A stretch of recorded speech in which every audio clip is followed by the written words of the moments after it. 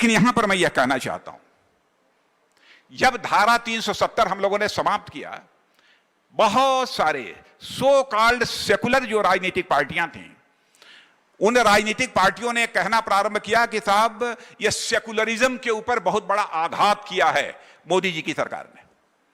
यह आरोप हम लोगों के ऊपर लगाया। यह आरोप लगाने वालों से मैं एक सवाल पूछना चाहता हूं।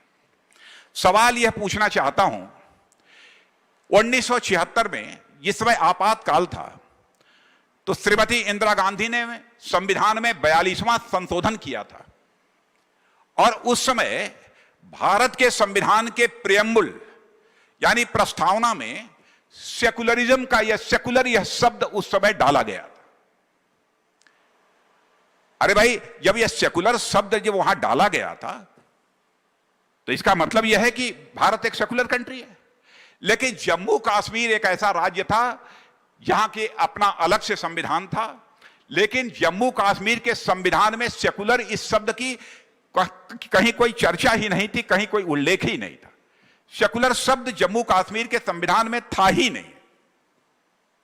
तो आरोप लगाने वाले लोगों से मैं पूछना चाहता हूं, उस समय तो जम्मू कश्मीर में शेख अब्दुल्ला साहब के नेतृत्व में वही मुख्यमंत्री थे, आपकी सरकार थी, पूर्ण बहुमत हासिल था कांग्रेस को, लेकिन शेख अब्दुल्ला साहब को उस समय मुख्यमंत्री बनाया था।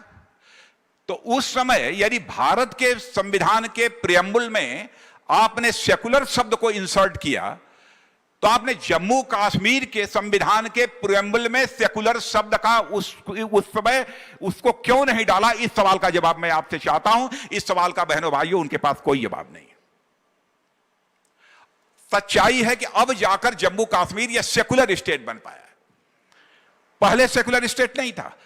वहां के संविधान को यदि देखें तो इतने बड़े बड़े काम हमारी सरकार ने किए हैं।